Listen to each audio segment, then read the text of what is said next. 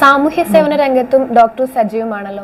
ഏതെല്ലാം തരത്തിലുള്ള മേഖലകളിലാണ് ഡോക്ടർ പ്രവർത്തിക്കുന്നത്? സാമൂഹ്യ സേവനമാണ് എൻ്റെ കാര്യമായിട്ടുള്ള എൻ്റെ മനസ്സിലുള്ള ഏറ്റവും കൂടുതലായിട്ട് എനിക്ക് ഇൻട്രസ്റ്റ് ഉള്ളൊരു കാര്യം. അതിന് ഈ ഗൈനക്കോളജി തന്നെ എനിക്കൊരു നല്ലൊരു പാത തന്നിട്ടുണ്ട്. നമുക്ക് താല്പര്യം ഒരു കാര്യം ഉണ്ടെങ്കിൽ നമുക്കതിന് സമയം കണ്ടെത്താൻ പറ്റും.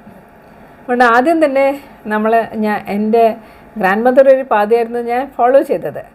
പിന്നെ ഈ ഗൈനക് സൊസൈറ്റിയിലൂടെയും ഒരുപാട് കാര്യങ്ങൾ ചെയ്യാൻ പറ്റിയിട്ടുണ്ട്. പിന്നെ മലബാർ ക്യാൻസർ കെയർ സൊസൈറ്റിയുടെ ബ്രസ്റ്റ് ക്യാൻസർ വിഭാഗത്തിൻ്റെ മെഡിക്കൽ ഡയറക്ടർ, അതിനും ഒരുപാട് ചെയ്യാൻ പറ്റുന്ന ഒരു രംഗമാണ്.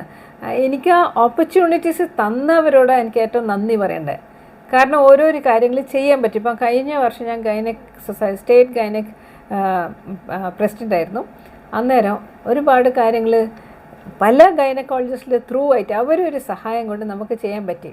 നമ്മൾ കൗമാരപ്രായ കുട്ടികൾക്ക് ക്ലാസ്സുകളും അവർക്കുള്ള അഡോളസൻറ്റ് പ്രോഗ്രാംസ് ചെയ്യാൻ പറ്റി.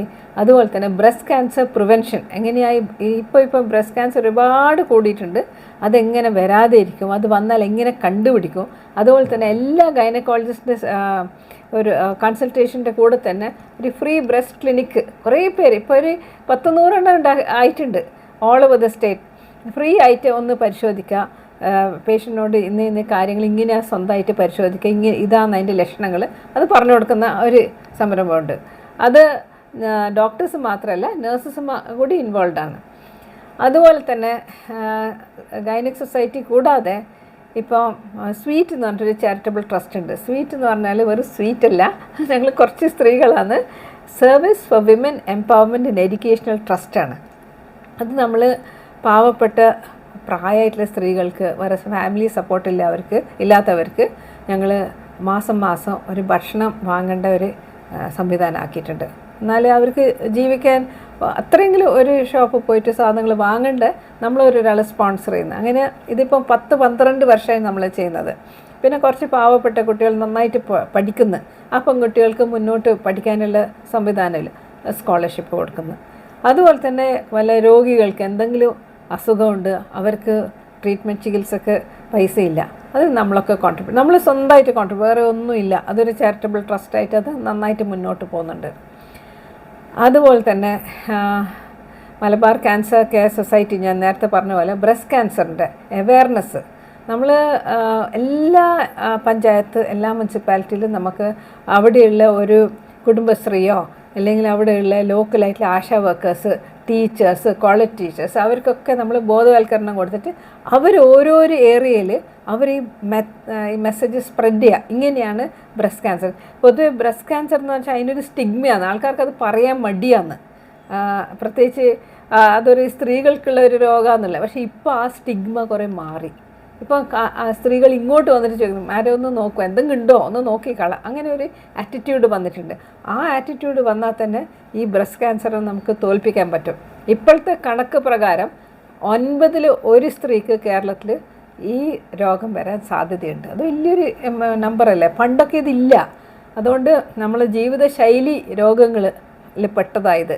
നമ്മളിപ്പോൾ കുറേ ഭാഗം നമ്മൾ ഡയറ്റ്, എക്സസൈസ്, അതൊക്കെ നമ്മൾ പഠിപ്പിക്കുന്നത് എങ്ങനെ ഇത് പ്രിവെൻറ്റ് ചെയ്യാൻ പറ്റും. അതുപോലെ അതെങ്ങനെ ഏർലി ആയിട്ട് ഡിറ്റക്റ്റ് തുടക്കത്തിൽ കണ്ടുപിടിച്ചാൽ അത് നമുക്ക് എന്തായാലും അത് 100% മാറ്റാൻ പറ്റുന്ന ഒരു രോഗമാണ്. അതുകൊണ്ട് we should be open about it. അത് ഒളിപ്പിക്കാൻ പാടില്ല. ഇതൊക്കെ Malabar cancer care society Shri പൈയും കൂടിയിട്ടുള്ള ആ ഒരു ടീമുണ്ട്, ഡോക്ടർ ഹർഷ, ഇവരൊക്കെ കൂടിയിട്ടാണ് നമ്മളെല്ലായിടത്തും ബോധവൽക്കരണം. ഏതാണ്ട് 18 ലക്ഷം സ്ത്രീകൾക്ക് നമ്മൾ ബോധവൽക്കരണം കൊടുത്തു കഴിഞ്ഞു. 2017 മുതൽക്കാണ് നമ്മളിത് സ്റ്റാർട്ട് ചെയ്ത്. നമ്മളെ ബ്രാൻഡ് അംബാസിഡർ വേറെ ആരുമല്ല, നമ്മളെ മഞ്ജു വാര്യർ ആയിരുന്നു. അന്ന് തുടങ്ങിയിട്ട് ഇറ്റ് ഹാസ് നോട്ട് സ്റ്റോപ്പ്. ഇതിങ്ങനെ മുന്നോട്ട് പോകുന്നുണ്ട്.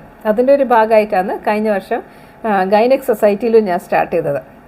ഈ വനിതാ ദിനത്തിന് സന്ദേശം പറയണ്ടെങ്കിൽ എനിക്ക് കുറേ സന്ദേശമുണ്ട് സത്യം പറഞ്ഞാൽ. പക്ഷേ നമ്മൾ സ്ത്രീകൾ നമ്മളൊരു ഫാമിലീൻ്റെ ബേസിക് യൂണിറ്റാണ്. നമ്മളെ ഫാമിലി നമ്മളെ കൂടെ തന്നെ വേണം, എന്നാലേ നമുക്ക് മുന്നോട്ട് പോകാൻ പറ്റും. ഇപ്പോൾ എൻ്റെ കേസിൽ എൻ്റെ ഹസ്ബൻഡ് എനിക്ക് ഫുൾ ഫ്രീഡം തന്നിട്ടുണ്ട്. നിനക്ക് ചെയ്യണ്ടെങ്കിൽ നീ ചെയ്യണ്ടെന്ന് പറയില്ല. അതുപോലെ നമ്മളെ കുട്ടികളെ സപ്പോർട്ട്, നമ്മൾ അവരെ സ്നേഹത്തോടെ അവരുടെ കൂടെ നിൽക്കുമ്പോൾ അവർ നമ്മളെ കൂടെ നിൽക്കും. അതുകൊണ്ട് അതുപോലെ തന്നെ നമ്മളെ പ്രസ്ഥാനം, നമ്മളെ സ്റ്റാഫ്, നമ്മളെ പേഷ്യൻസ്, ഇവരൊക്കെ നമ്മളെ കൂടെ തന്നെ നിൽക്കുമ്പോൾ നമുക്ക് എന്തെങ്കിലും മുന്നോട്ട് ചെയ്യാൻ പറ്റും. പിന്നെ വനിതകൾക്കോട് പറയേണ്ടത് എന്താണെന്ന് വെച്ചാൽ, ലുക്ക് ആഫ്റ്റർ യുവർ സെൽഫ്സ്. സ്ത്രീകൾക്ക് പൊതുവേ ഒരു ടെൻഡൻസി ഉണ്ട്, അവർ കുട്ടികളെ നോക്കും, ഭർത്താവിനെ നോക്കും, വീട്ടുകാരെ നോക്കും, പക്ഷേ അവരവരെ കാര്യം പറയില്ല. എനിക്കൊരു പേഷ്യൻ്റ് ഉണ്ടായിരുന്നു, 9 മാസം മകളെ കാണിച്ചു.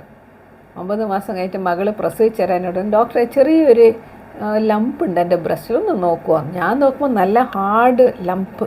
ഞാൻ പറഞ്ഞു, നിങ്ങൾ ഇത്ര മാസം ഇവിടെ വന്നിട്ട് ഒരു വാക്ക് എന്നോട് പറഞ്ഞു. ഞാൻ വിചാരിച്ചു മോള് പ്രസവിക്കട്ടെ. ഈ ഒരു ആറ്റിറ്റ്യൂഡാണ് നമ്മളെ സ്ത്രീകൾക്കുള്ള. അതുകൊണ്ട് you have to look after yourself. കാരണം ഏതൊരു രോഗം തുടക്കത്ത് വന്നാൽ വേഗം മാറ്റാൻ പറ്റും. പിന്നെ ഒരു ഫാമിലീൻ്റെ നെടും തൂണാന്ന് ഒരു സ്ത്രീ. അവർ വീണാൽ ഫാമിലിക്കെല്ലാം വിഷമമാണ്, ഇവർക്ക് മാത്രമല്ല. അത് നമ്മൾ ചിന്തിക്കണം. അതുകൊണ്ട് നമ്മളെ ഹെൽത്ത് നമ്മളെപ്പോഴും ശ്രദ്ധിക്കണം. എന്തെങ്കിലും ഇടയ്ക്കൊരു ഹെൽത്ത് ചെക്കപ്പ് ചെയ്യുക, ഇടയ്ക്ക് പോയിട്ട് നമ്മൾ വേറെ എന്തെങ്കിലും ഉണ്ടെങ്കിൽ തുറന്ന് പറയുക. ഇതൊക്കെയാണ് നമ്മൾ ചെയ്യേണ്ടത്. പിന്നെ another thing is mental health. എപ്പോഴും കുറച്ച് ഹാപ്പി ആവാൻ നോക്കുക.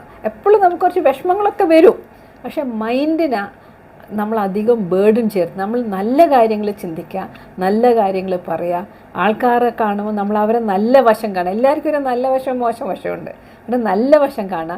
ആ പോസിറ്റീവ് എനർജി നമുക്കും കിട്ടും, നമുക്ക് അങ്ങോട്ടും കൊടുക്കാൻ പറ്റും. ഒന്ന് സ്ത്രീകളോട് പറയേണ്ടതെന്ന് വെച്ചാൽ, you look after your self and look after your family, have good friends and B positive. നല്ലൊരു പോസിറ്റീവ് ചിന്തയോടെ മുന്നോട്ട് പോകും. അത്രയേ ഉള്ളൂ എനിക്ക് പറയാൻ. Thank you so much.